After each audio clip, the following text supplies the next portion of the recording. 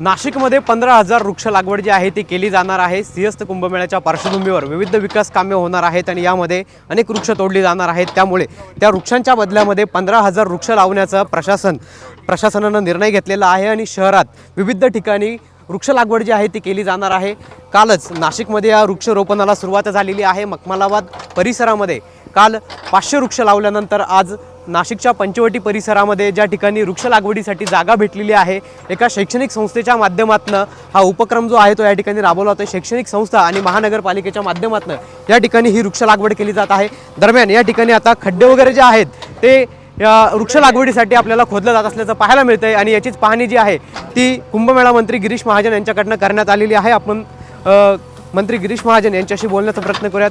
भाऊ, पुन्हा एकदा नाशिक शहरामध्ये वृक्ष लागवडीसाठी जी जागा आहे ती शोधण्यात आलेली आहे। एका शैक्षणिक संस्था आणि महापालिकेच्या माध्यमातून हा उपक्रम राबवला जातोय, आपण पाहणी करतायत। वृक्षारोपणासाठी जवळपास 6 ते 7 एकर जागा तपोवनाला लागून जवळच या ठिकाणी आहे।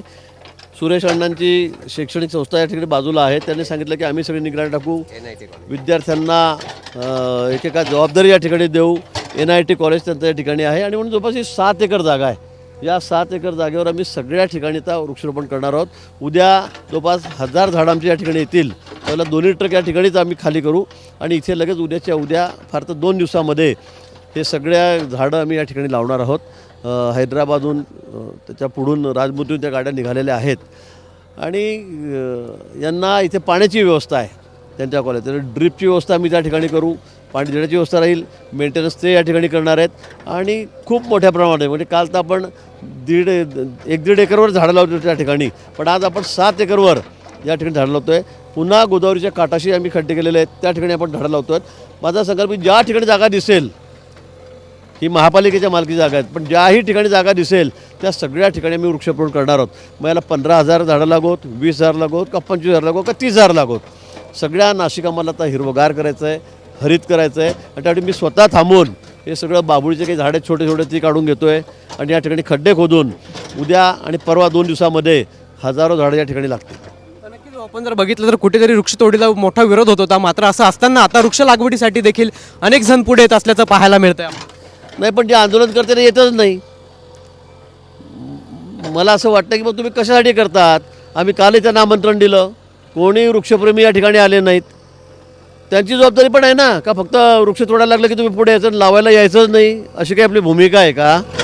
वाटेल तसं बोलायचं, पंतप्रधानापासून शिव्या घालायच्या, कुंभमेळा टीकाटिप्पणी करायची टोकाची आणि वृक्ष आम्ही 15-25,000 मी झाडं लावणार आहे, 30,000 लावणार आहे। मी म्हणजे जो मागेल त्याला आम्ही वृक्षारोपण करू, तो मागेल त्याला आम्ही झाडं आणून देऊ मोठी। पण अनेक लोक पुढे आलेत, अनेक संस्था पुढे आल्यात, पण जे विरोध करतात इतके दिवसावधीने बसलेले आहेत झाडाला चिटकून, ते कोणीच येत नाही आहेत। म्हणजे याचे मला आश्चर्य वाटतं आहे। म्हणजे मग तुमची भूमिका काय आहे? फक्त विरोधाला विरोध करायचा आहे का? मला कळत नाही काय चाललं आहे। नक्कीच भाऊ, आपण आज या ठिकाणी पाहणी करतायत, मात्र या ठिकाणी काही खड्डे जे आहेत ते वृक्षांसाठी अनुकूल नसल्याचं पाहायला मिळतंय। आपण महानगरपालिकेच्या उद्यान अधीक्षकांना देखील फोनवरून झापलेलं आहे। नाही, मी बघितलं आता हे मोठे वटवृक्ष आहेत, हे 15-15 फूट 20-20 फुटाची झाडं आहेत, पिंपळाची आहेत, लिंबाची आणि वडाची आहेत। ती 3 झाडं आता त्या उद्या येणार आहेत। पण 5 बाय 5 वर खड्डं खोदलं तरी झाड कसं राहील वडाचं त्या ठिकाणी, लिंबाचं? म्हणजे मी वारंवार तेच सांगतोय, 2 ठिकाणी खोदलेले खड्डे मी रद्द करायला लावले, त्या ठिकाणी पुन्हा खड्डे करायला लावले, तरीसुद्धा तीच चूक परत होते। आता प्रत्येक ठिकाणी झाडाच्या मागे मी फिरायचं का मंत्री म्हणून? एकदा अधिकाऱ्यांना कळायला पाहिजे काही गोष्टी, तर मला अधिकाऱ्यांची कानउघडणी करावी लागेल। ज्या पद्धतीने आता या ठिकाणी आपण खड्डे पाहिले 5 बाय 5 वर, आता लिंबाचं झाड 15 फुटाचं 5 बाय 5 फुटाच्या एवढ्याच्या अंतरावर लावलं तर कसं काय येईल? पण त्याचं मला काय बोलावं खरं म्हणजे मलाही कळत नाही आहे। म्हणून मी त्याला सांगितलं की बाबा तुमचं क्वालिफिकेशन काय आहे, तुम्ही काय ॲग्रिकल्चर आहात का? आता IITचा माणूस या ठिकाणी तो वृक्षारोपण करायला लागून गेलेला आहे, तो आमच्या गार्डनचा मला विचारावं लागेल नेमकं काय काय नाही, त्यात कशी पोस्टिंग झाली आहे। आणि म्हणून मला असं वाटतं माझा हेतू प्रामाणिक आहे। या ठिकाणी 5 बाय 5 वर वडाचं झाड, त्याचा बुंदाच 5 बाय 5चा असतो, कसं येणार आहे? आणि म्हणून मी जरा त्यांना माझ्या भाषेत थोडं जरा सक्त ताकीद दिलेली आहे की असं करू नका। तुम्ही काल झाडं लावलेत, तिथे खड्डे बरोबर झाले, आज कसे काय तुम्ही लगेच पुन्हा अंतर कमी करून टाकलं? मला वाटतं असं होता कामा नये। जे करायचं काम ते प्रामाणिक तरी झालं पाहिजे, अगदी व्यवस्थित झालं पाहिजे। एकही झाड इथलं मरता कामा नये। इथे फार झाडांची गर्दी झाली, खोडाला खोडच लागून गेलं एकमेकांचं, तर चालायला जागा पाहिजे आतमध्ये यायच्यात, का नुसतं जंगल करायचं आहे? आणि म्हणून मला असं वाटतं की सगळं काम व्यवस्थितपणे झालं पाहिजे। नियमानुसार झालं पाहिजे, तांत्रिकदृष्ट्या व्यवस्थित ते असलं पाहिजे, ही माझी भूमिका आहे. पण आता 7 एकरवर या सगळ्या जागेमध्ये मोठी जागा आहे 7 एकर आणि अतिशय चांगली जमीन आहे. बाजूला पाणी आहे, या ठिकाणी विहिरींना पूर्ण पाणी वरच्यावर.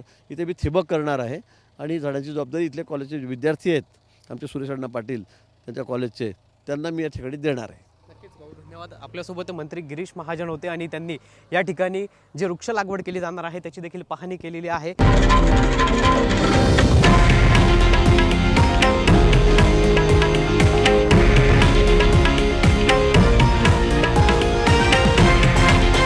हे आहे देशातील नंबर 1 न्यूज नेटवर्क आणि आपण पाहत आहात TV9 मराठी, एकमेव.